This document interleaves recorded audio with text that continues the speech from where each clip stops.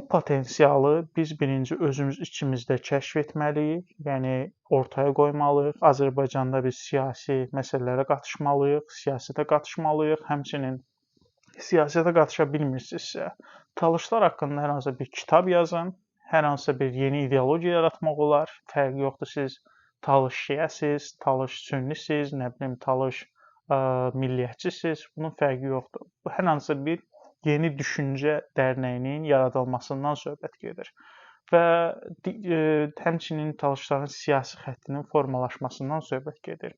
Həmçinin Azərbaycan daxilində Talışların ancaq Talış regionunda mövcud olması nağılı da var. Talışlar Aranda da yaşayır, Talışlar sıxlıq olaraq Abşeronda da yaşayır.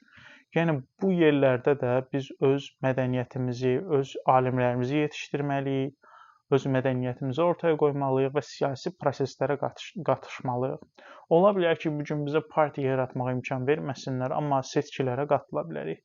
Ola bilər ki, siz seçkidə qatıla bilmirsiniz, amma öz uşağınızı bir milli kimlikdə yetişdirə bilərsiniz. Hansısa bir önəmli bir bilik sahibi edə bilərsiniz. Alim kimi, yazıçı kimi yetişdirə bilərsiniz. Bu da bizim milli kimliyimizə təsir edən məsələlərdən biridir.